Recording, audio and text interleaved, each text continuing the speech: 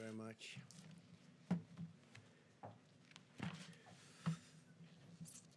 So, nice to be with you. America continues to gain ground in the war against the virus. I want to thank the American people for answering the call, following our guidelines, and making the sacrifices required to overcome this terrible threat. More aggressively, we commit to social distancing.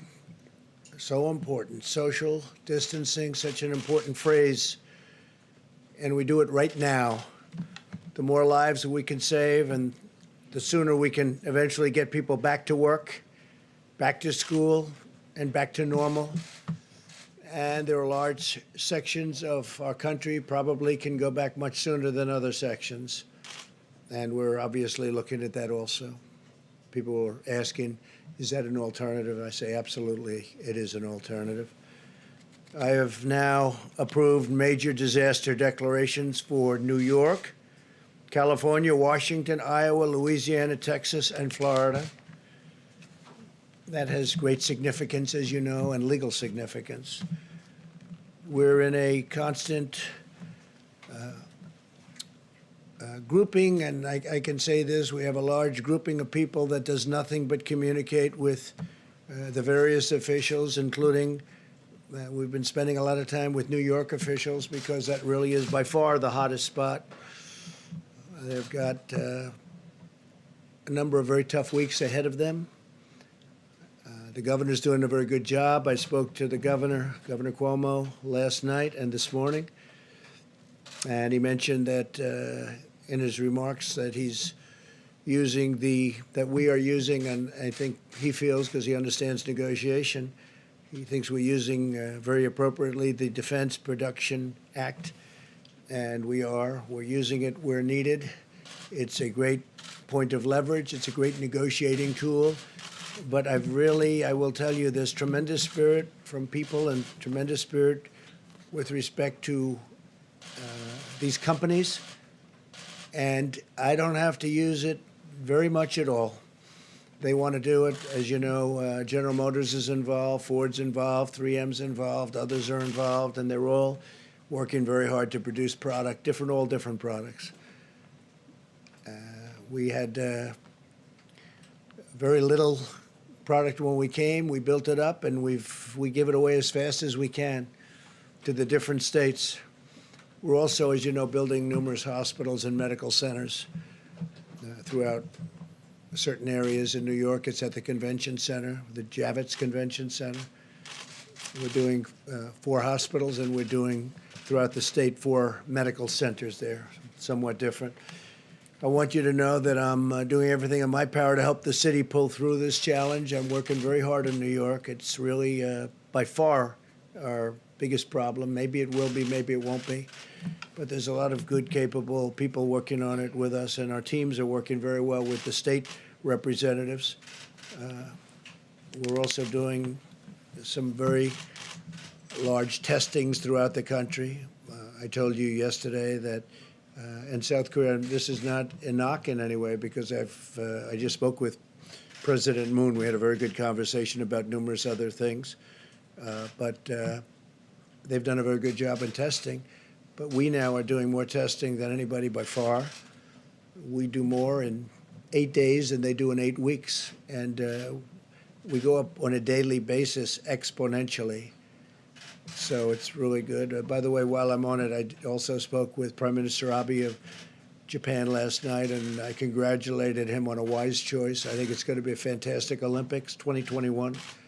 I think it's going to be a fantastic Olympics. It was the absolute right decision to delay it for a full year and now have a full, beautiful Olympics. It's going to be very important because it's probably the first time, maybe ever, or certainly in a long time, that it was on a odd year.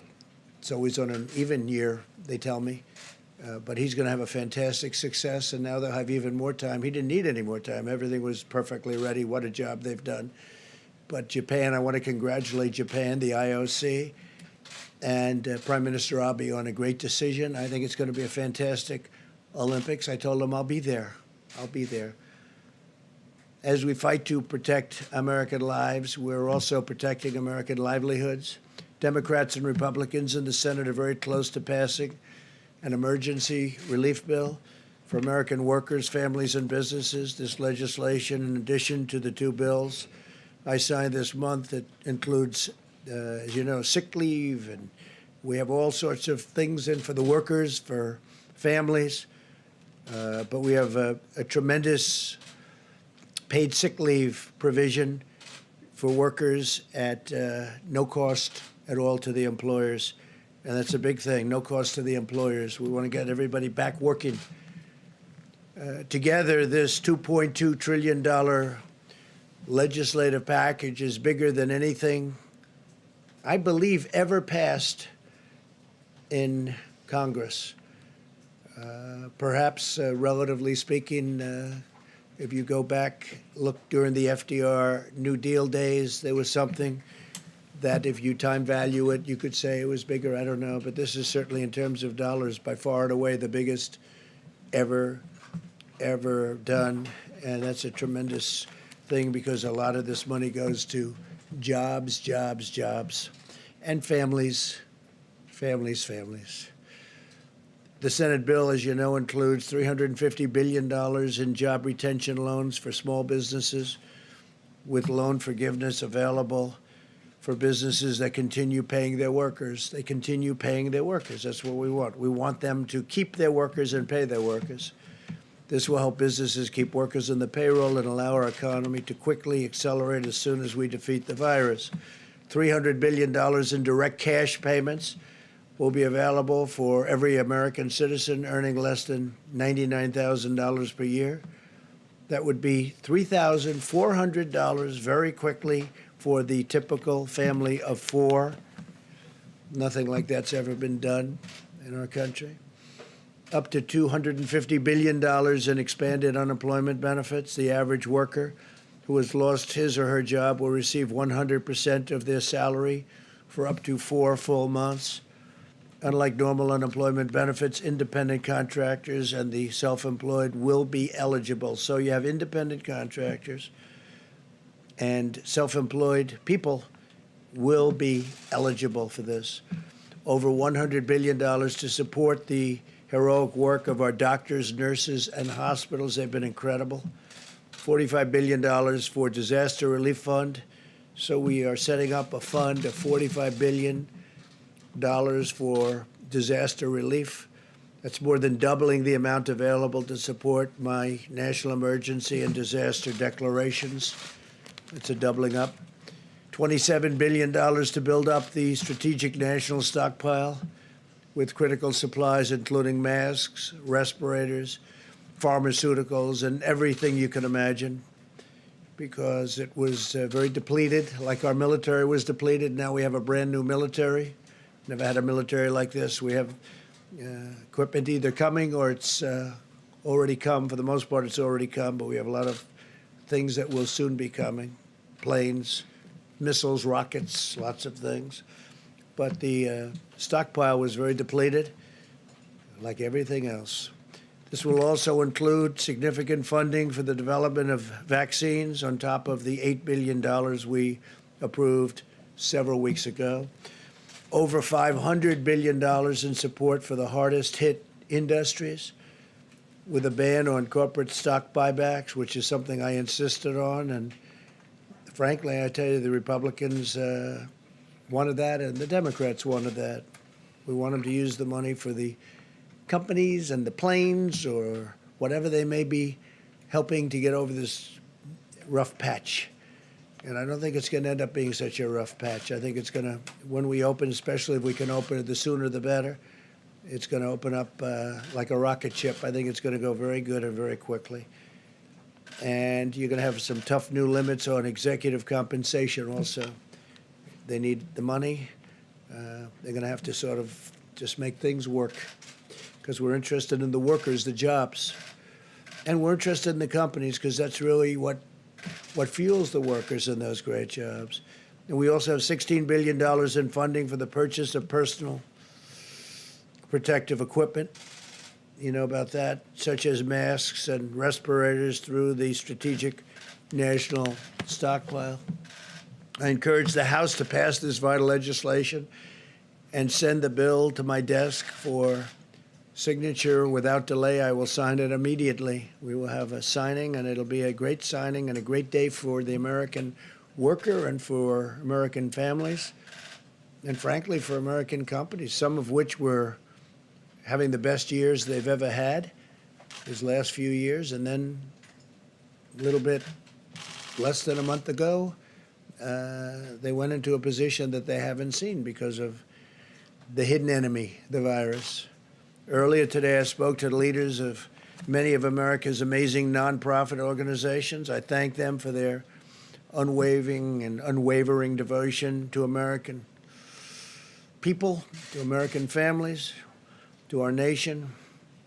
And they have been fantastic. They've been collecting supplies, distributing food, supporting healthcare workers, caring for vulnerable workers and families. I encourage them to continue to do it. But I'll tell you, the nonprofits have been fantastic. They've been great. They're great people, actually. I know a lot of them. Finally, I want to provide a brief update on the critical supplies. Through FEMA, the federal government has delivered or is in the process of shipping 9.4 million N95 respirators. Think of that, 9.4 million. 20 million surgical masks, and we have others that we think are going to be delivered pretty quickly. The whole world, it's not just us, it's not just the states. The whole world is trying to get these things, so in competition with many, many countries. I believe today you broke the 150 mark for the virus. We have 150 countries, over 150 countries where you have this virus. And nobody would ever believe a thing like that's possible. Nobody could have ever seen something like this coming. But now we know, and we know it can happen and happen again. And if it does, somebody's going to be very well prepared because of what we've learned and how we've done. It's been incredible how we've done. Remember, there's more tests than anybody by far. And the news, the reporters, the media always likes to bring South Korea. They called me and they told me, it's amazing, your testing procedures are amazing. Plus, we have a test that's a very high-level test, and it's a test that's very accurate. 3.1 million face shields, 2.6 million surgical gowns, 14.6 million gloves, and almost 6,000 ventilators, which go to the areas of greatest needs. We sent, over the last day, 4,000 ventilators to New York. And I spoke with the governor about that. He was happy. I spoke with the mayor also about that, Mayor de Blasio. He was very happy. It's hard not to be happy with the job we're doing, that I can tell you. Throughout this national emergency, everyday heroes continue to step forward and demonstrate the extraordinary character of our nation, including the people behind me. By the way, these people are amazing. They are amazing people, and they become, I don't know, maybe I should just speak for myself, but to me, they become friends. Maybe they don't like me. Maybe they don't. Maybe they do. I don't know. All I can tell you is they're talented people. They work very hard. In Maryland, a 7-year-old boy used his own birthday money to buy meals for dozens of senior citizens. In Nevada, a college student recruited 90 of her friends to help deliver groceries and supplies to the most vulnerable. This is happening all over the country, thousands and thousands of instances. I could stand up here all day and tell you about other things. In Minnesota, hundreds of medical students have volunteered to provide child care for hospital workers, helping to keep our doctors and nurses on the front lines, fighting to save lives. These inspiring Americans remind us that we all have a role to play in winning this great national battle, and it's really a worldwide battle. We're dealing with other nations all the time. The people here are, I am a little bit, I take calls from a lot of people. They're in trouble. A lot of countries are in big trouble. So now we will hear from our great Secretary of the Treasury. He's been working rather hard, I will tell you. Steve Mnuchin is a fantastic guy, and he loves our country, and he's been dealing with both sides, Republican and Democrats. He sort of lived over in that beautiful building. It's a very beautiful building. To me, one of the most beautiful buildings actually in the world, and he's gotten to know it, Steve, very well. So if we could have a little update, Steve, would be fantastic as to how we're doing and what it's looking like. Thank you.